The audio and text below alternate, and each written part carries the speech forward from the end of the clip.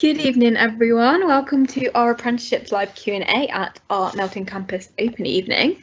I'm going to hand you over to my colleagues Liz and Debbie, who will take you through what an apprenticeship is and some more information about them. If you do have any questions at all, please pop them in the Q&A box and we'll get around to them all this evening for you. So, good evening. My name's Liz Miller. I'm the Student Opportunities Coordinator and I deal with recruiting for apprenticeships and I assess young people if necessary and also try and match people to apprenticeships, and I work in schools giving information about apprenticeships. So if I just hand you over to Debbie just to introduce herself. Hi, yeah, so I'm Debbie Perkins. I'm the Senior Apprenticeship Advisor, so I head up a team of advisors who spend the majority of our time talking to employers about the benefits of having an apprentice and obviously talking them through the recruitment process and then working with Liz to find young people to obviously fill those vacancies and hopefully get you through to enrolment and on the programme and your future career. So that's it really. We cover most of the East Midlands and now we've got colleagues covering the whole country as well, so pretty much got everywhere covered. Great, thank you.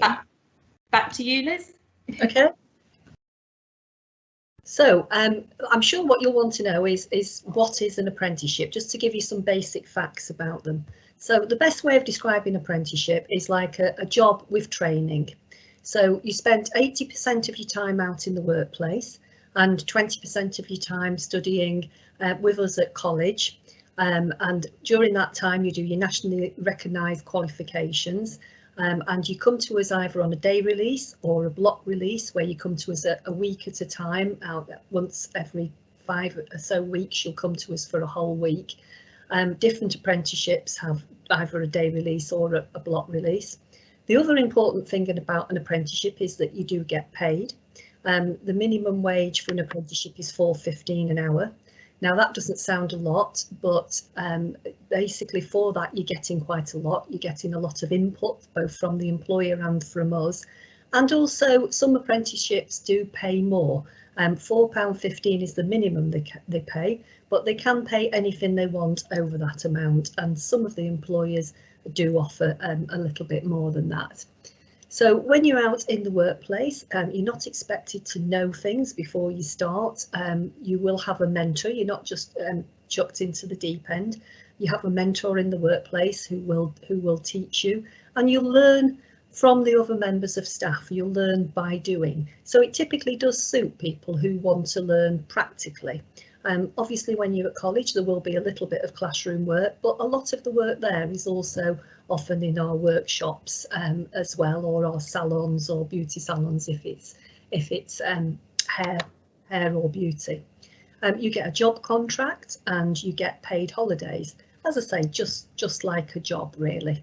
So they're good opportunities, and like I say, for somebody who wants to learn practically, wants to get out into the workplace. You can do an apprenticeship at any age. You don't have to rush on one at 16. I was talking to one of our apprentices today who's 51. There's no upper age limit. So they're certainly worth thinking about. So I'll pass you back to Debbie and she will just run through a little bit about how to find an apprenticeship. Okay, so so a good starting point when you're looking into apprenticeships is the National Apprenticeship Service website. So you can just Google find an apprenticeship and you'll get the government site. So that has got lots and lots of information about the different types of apprenticeships, careers advice, what the potential careers are at the end of an apprenticeship, the different levels, because they obviously can be anything from a level 2, which is straight after your GCSEs, all the way up to degree level. So it gives you more insights into those. And also it has all the vacancies on there as well. So all the training providers and employers who are looking to recruit apprentices will put vacancies on there so that they're available for you to search. So you can put your postcode in, you can put how far you're willing to travel, so it could be 5 miles, 10 miles, 20 miles, or it could be nationwide, just to have a look what's out there. Put a keyword in if you know what you're looking for. You could put construction or bricklaying or teaching assistant, forest worker, anything like that. So you can put all that in and it will give up with opportunities. If you're still not sure what you want to do, another option is you could just leave it blank and look at what's available within a 5-10 mile radius of your home. So that's a good thing to do as well, just to have a look at what's available out there. But from there, when you've identified a vacancy, you can put an application form in if you want to. If you are still at school at the moment and you look at, you're thinking about next summer, then you can go and have a look at the vacancies at the minute. It might be a little bit too early to start applying now, because most companies who are advertising now are perhaps looking to recruit in the next 2 or 3 months.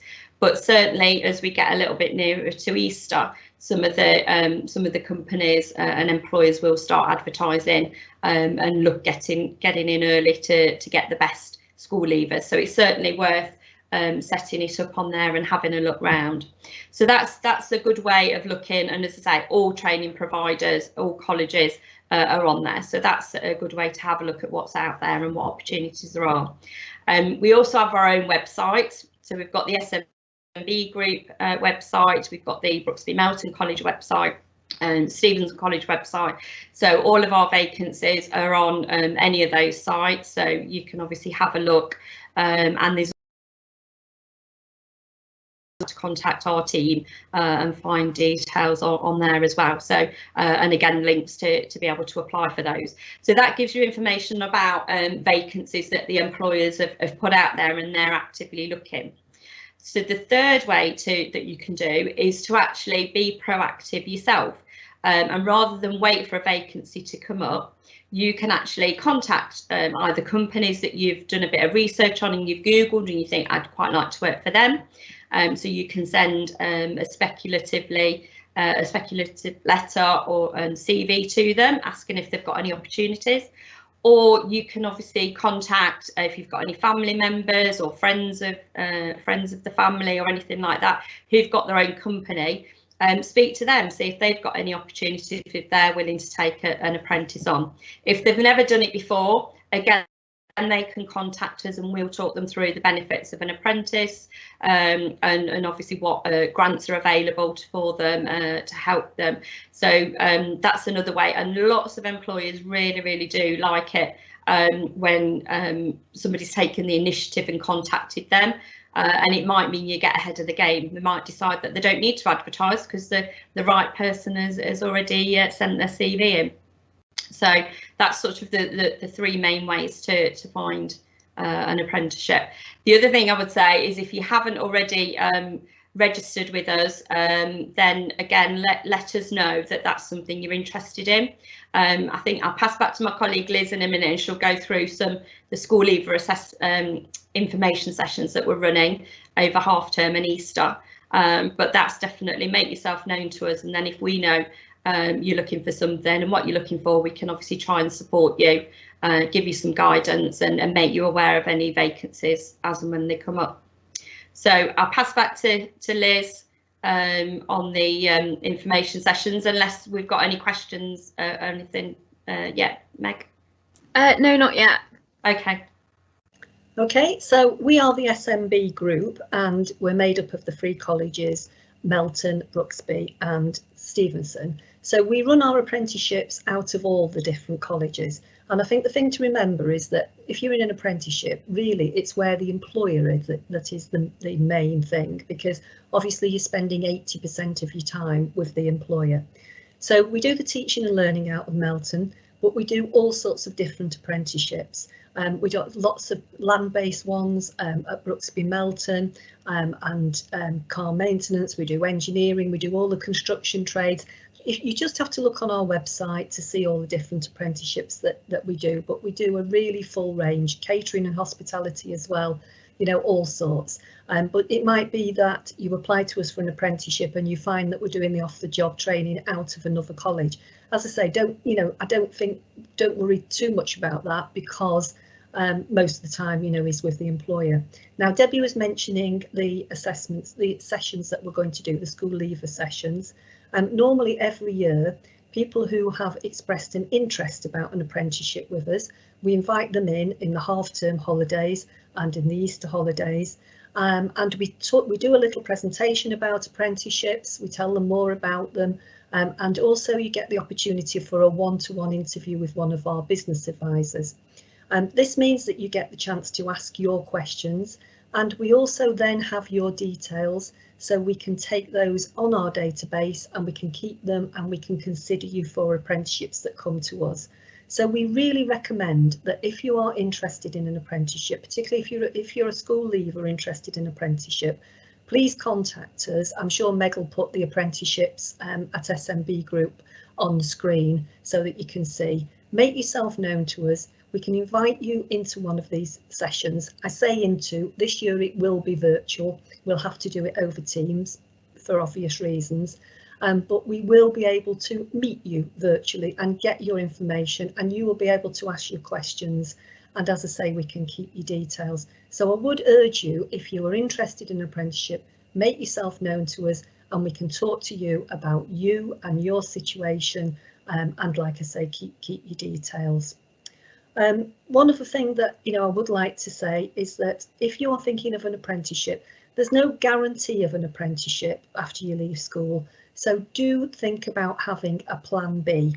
The plan B could be to have a place to do A-levels, or it could be to come to college and to do a full-time course. Full-time courses are usually 3 days a week, and particularly if you know what you want to go into. Say if you want to do teaching and learning eventually, they've got childcare courses. You can learn skills to help you go forward to look for an apprenticeship. If you want to be a motor mechanic, get yourself on a full-time course at Brooksby or at Stevenson, and that will give you the skills to take forward to an apprenticeship. And it will also mean that in September you're not left with nothing to go to. It's very easy to apply for the courses. You just go on the websites, look on courses, hit on the course that you want and press apply.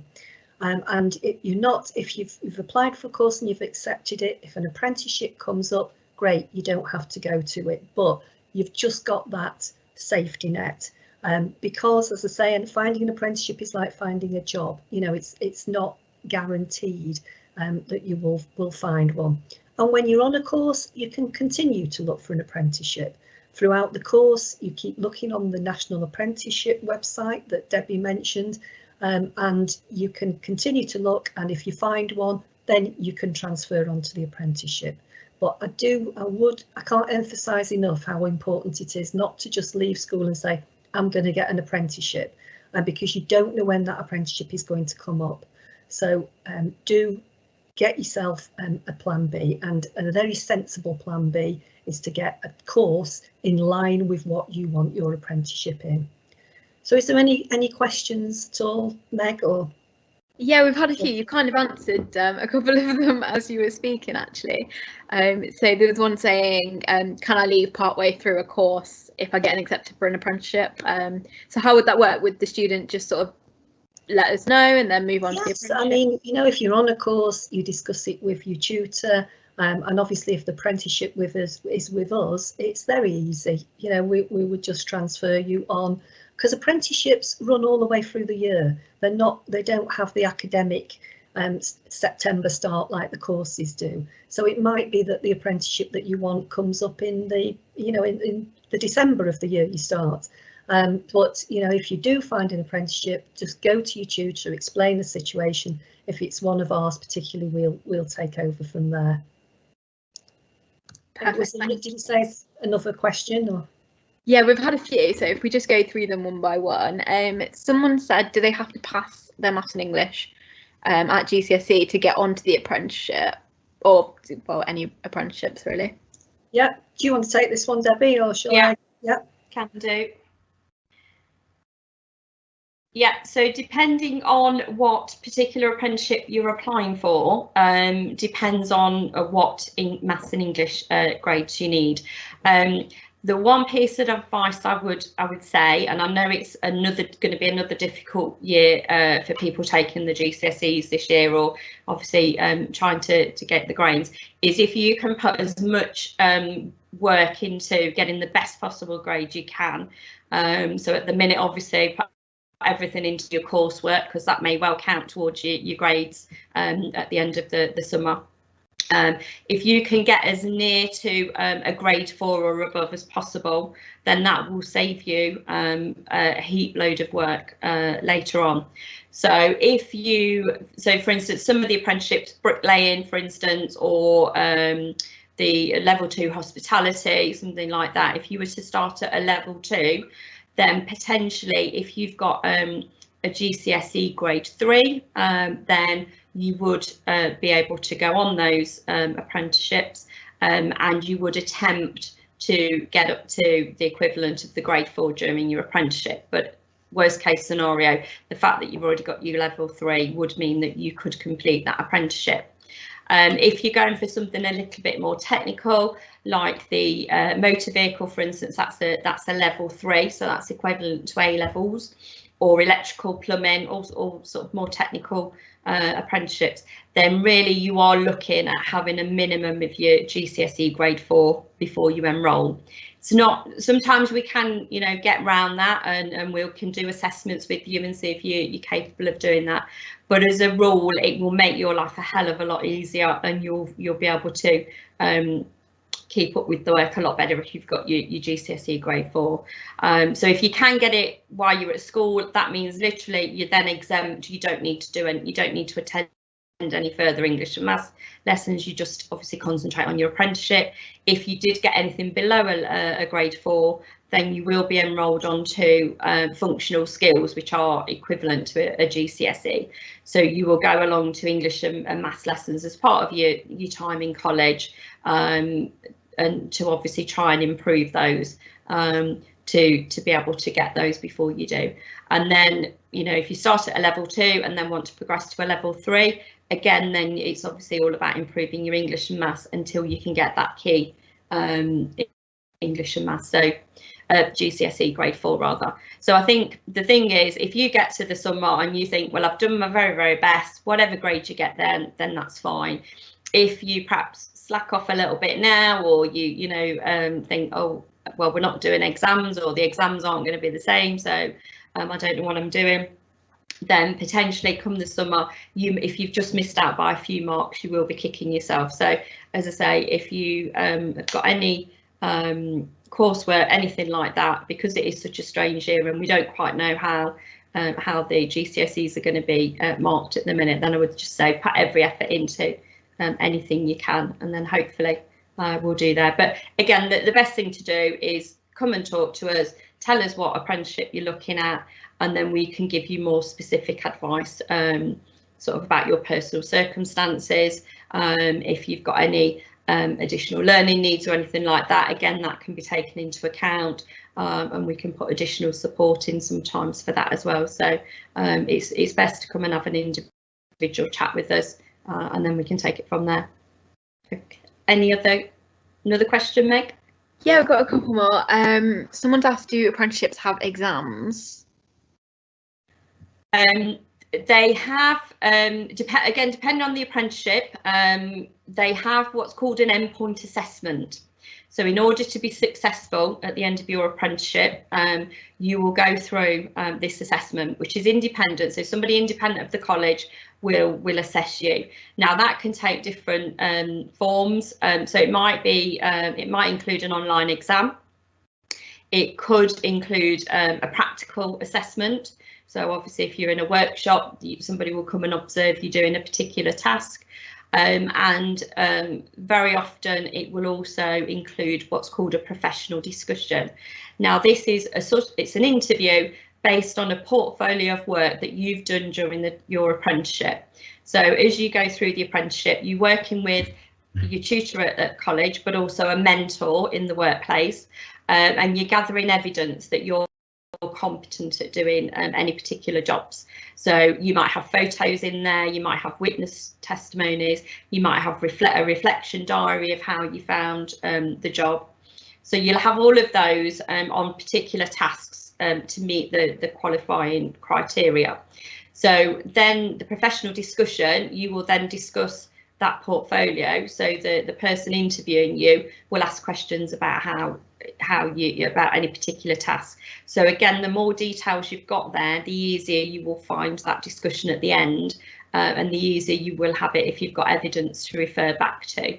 So as I say, again, depending on the individual apprenticeship, will depend on how much, if you've got all three of those or one or two of those. But certainly there is an element of assessment which you will need to pass, but you will be supported. Your employer and the training provider and yourself will all obviously agree before you put in for that endpoint assessment. So we'll make sure that you're ready as much as possible when we put you in there. Okay, and the next one. Oh, sorry, I'm muting myself. So someone's asked, are you guaranteed a job?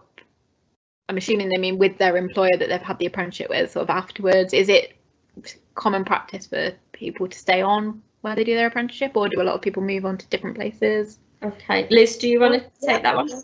Yeah. A lot of people do get kept on after an apprenticeship. Sorry, is it live now? Right, yeah. A lot of people do get kept on after an apprenticeship. Employers are looking to refresh their workforce really, and when they take on an apprentice, they do. It does cost them money to do that. They are investing in you. So most employers are looking at somebody who they want to train up and then keep on at the end and then progress in the workforce. So I would say the majority do get kept on. They don't have to keep you on, but if you don't get kept on, you've still got an awful lot of work experience and a qualification as well. So it is, it's a win-win either way. But I would say that certainly, the majority are looking to keep on because they don't want to spend all the time training you and bringing you up to speed just to lose you. So it is really a good way into employment, but it's good to get on your CV as well because you've got all that experience and the qualifications, the nationally recognised qualifications as well. So is there any other questions or?